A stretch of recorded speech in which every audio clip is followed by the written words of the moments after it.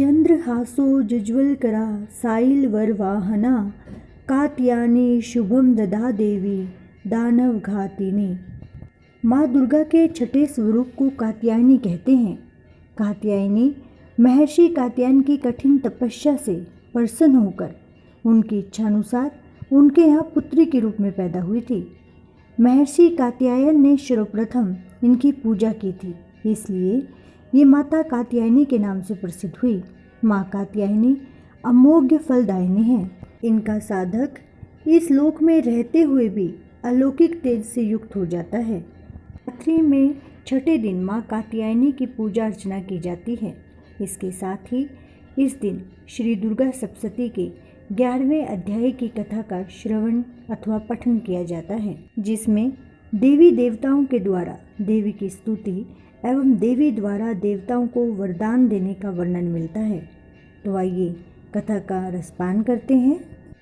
महर्षि मेधा कहते हैं कि शुंभ और निशुंभ आदि दैत्य के मारे जाने पर इंद्रादि देवता अग्नि को आगे करके कात्यायनी देवी की स्तुति करने लगे।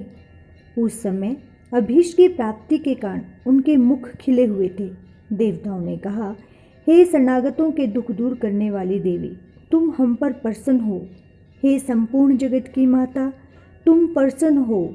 विश्वेश्वरी, तुम विश्व की रक्षा करो, क्योंकि तुम इस चर और अचर की ईश्वरी हो।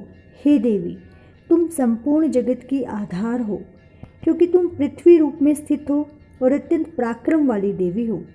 तुम विष्णु की शक्ति हो और विश्व की बीज परम माया हो, और तुमने ही संपूर्ण जगत को मोहित कर रखा है। तुम्हारे प्रसन्न होने पर यह पृथ्वी मोक्ष को प्राप्त होती है। हे देवी, संपूर्ण विद्याएं तुम्हारे ही भिन्न भिन्न स्वरूप हैं। इस जगत में जितनी स्त्रियां हैं वे सब भी तुम्हारी ही मूर्तियां हैं। एकमात्र तुमने ही इस जगत को व्याप्त कर रखा है। तुम्हारी स्तुति किस प्रकार हो सकती है, क्योंकि तुम परम बुद्धि रूप हो और संपूर्ण प्राणी रूप स्वर्ग और मुक्ति को देने वाली हो। अतः इसी रूप में तुम्हारी स्तुति की गई है।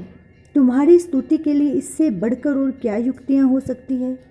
संपूर्ण जनों के हृदय में बुद्धि रूप होकर निवास करने वाली, स्वर्ग तथा मोक्ष प्रदान करने वाली हे नारायणी देवी, तुमको नमस्कार है।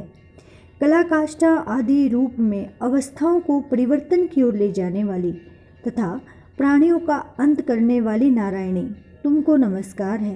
हे नारायणी, संपूर्ण मंगलों के मंगल रूप वाली, हे शिवे, हे संपूर्ण प्रयोजनों को सिद्ध करने वाली, हे शरणागत वत्सला, 3 नेत्रों वाली गौरी, तुमको नमस्कार है। सृष्टि स्थिति तथा संहार की शक्तिभूता सनातनी देवी, गुणों का आधार तथा सर्व सुखमय नारायणी, तुमको नमस्कार है। हे शरण में आए हुए शरणागतों, दीन दुखियों की रक्षा में तत्पर, संपूर्ण पीड़ाओं को हरने वाली हे नारायणी, तुमको नमस्कार है। हे नारायणी, तुम ब्रह्माणी का रूप धारण करके हंसों से जुटे हुए विमान पर बैठती हो तथा कुश से अभिमंत्रित जल छिड़कती रहती हो, तुम्हें नमस्कार है। माहेश्वरी रूप में त्रिशूल, चंद्रमा और सर्पों को धारण करने वाली हे महावृषभ वाहन वाली नारायणी, तुम्हें नमस्कार है। मोरों तथा कुकुटों से घिरी रहने वाली महाशक्ति को धारण करने वाली हे कौमारी रूप धारिणी निष्पाप नारायणी, तुम्हें नमस्कार है। हे शंख चक्र गदा और सारंग धनुष रूप आयुधों को धारण करने वाली वैष्णवी शक्ति रूपा नारायणी, तुम हम पर प्रसन्न हो, तुम्हें नमस्कार है। हे दांतों पर पृथ्वी धारण करने वाले वाराह रूपिणी कल्याणमयी नारायणी, तुम्हें नमस्कार है। हे उग्र नृसिंह रूप से दैत्यों को मारने वाली, त्रिभुवन की रक्षा में संलग्न रहने वाली नारायणी, तुम्हें नमस्कार है। हे मस्तक पर किरीट और हाथ में महावज्र धारण करने वाली, सहस्त्र नेत्रों के कारण उज्ज्वल वृतासुर के प्राण हरने वाली ऐन्द्रिय शक्ति हे नारायणी, तुम्हें नमस्कार है। हे शिवदूती स्वरूप से दैत्यों के महामद को नष्ट करने वाली, हे घोर रूपा वाली, हे महाशब्द वाली हे नारायणी, तुम्हें नमस्कार है। दाढ़ों के कारण विकराल मुख वाली, मुंडमाला से विभूषित मुंड मर्दिनी चामुंडा रूपा नारायणी, तुम्हें नमस्कार है। हे लक्ष्मी, लज्जा, महाविद्या, श्रद्धा, पुष्टि, स्वधा ध्रुवा महारात्रि तथा महाविद्या रूपा नारायणी तुमको नमस्कार है। हे मेधा सरस्वती सर्वोत्कृष्ट ऐश्वर्य रूपिणी पार्वती महाकाली नियंता तथा ईश रूपिणी नारायणी तुम्हें नमस्कार है। हे सर्वस्वरूप सर्वेश्वरी सर्वशक्तियुक्त देवी हमारी भय से रक्षा करो तुम्हें नमस्कार है। हे कात्यायनी तीनों नेत्रों से भूषित यह तेरा सौम्य मुख सब तरह के डरों से हमारी रक्षा करे तुम्हें नमस्कार है। हे भद्रकाली ज्वालाओं के समान भयंकर अति उग्र एवं संपूर्ण असुरों को नष्ट करने वाला तुम्हारा त्रिशूल हमें भयों से बचावे तुमको नमस्कार है। हे देवी जो अपने शब्द से इस जगत को पूरित करके दैत्यों के तेज को नष्ट करता है वह आपका घंटा इस प्रकार हमारी रक्षा करे जैसे कि माता अपने पुत्रों की रक्षा करती है। हे चंडिके असुरों के रक्त और चर्बी से चर्चित जो आपकी तलवार है वह हमारा मंगल करे हम तुमको नमस्कार करते हैं।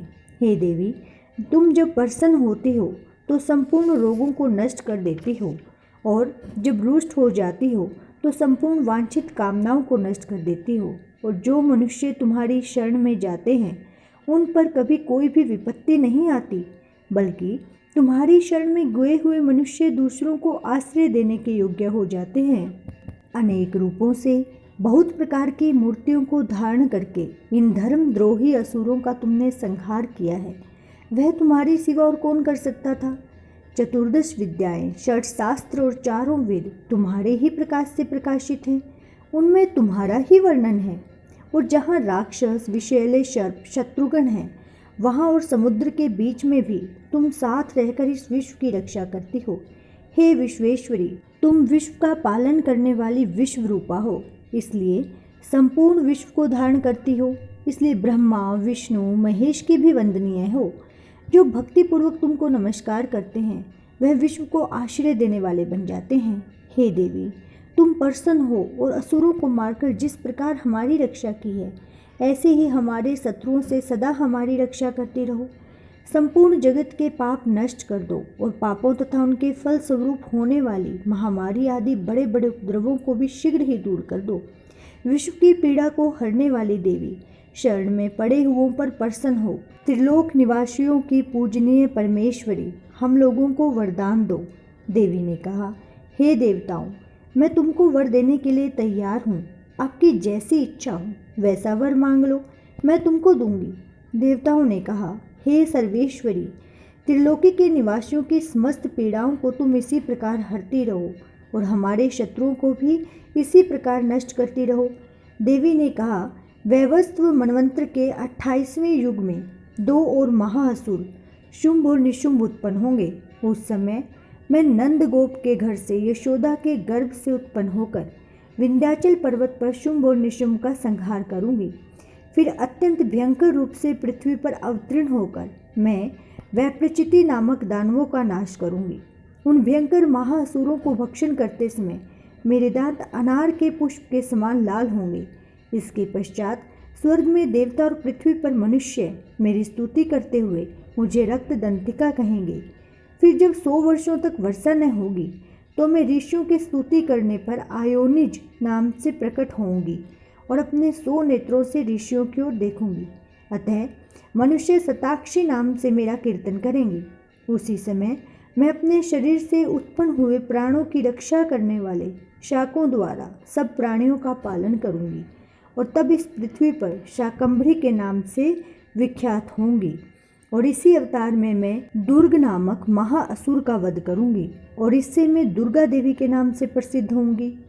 इसके पश्चात जब मैं भयानक रूप धारण करके हिमालय निवासी ऋषियों महर्षियों की रक्षा करूंगी तब भीमा देवी के नाम से मेरी ख्याति होगी। और फिर अरुण नामक असुर तीनों लोगों को जब पीड़ित करेगा तब मैं असंख्य भ्रमरों का रूप धारण करके उस महादैत्य का वध करूंगी। तब स्वर्ग में देवता और मृत्युलोक में मनुष्य मेरी स्तुति करते हुए मुझे ब्राह्मणी नाम से पुकारेंगे। इस प्रकार जब जब पृथ्वी राक्षसों से पीड़ित होगी तब तब मैं अवतरित होकर शत्रुओं का नाश करूंगी। और इसी के साथ ही श्री दुर्गा सप्तशती का 11वां अध्याय संपूर्ण होता है। कल हम 12वें अध्याय की कथा का श्रवण करेंगे, जिसमें देवी के चरित्रों के पाठ के महात्म्य का वर्णन मिलता है। आशा है आपको ये वीडियो अच्छी लगी होगी। यदि आपको ये वीडियो अच्छी लगी हो तो आगे की कथा के लिए हमसे जुड़े रहें तथा अपने इस YouTube चैनल को सब्सक्राइब करें। जय माता दी। माता रानी आप सभी पर अपनी असीम कृपा दृष्टि बनाएं।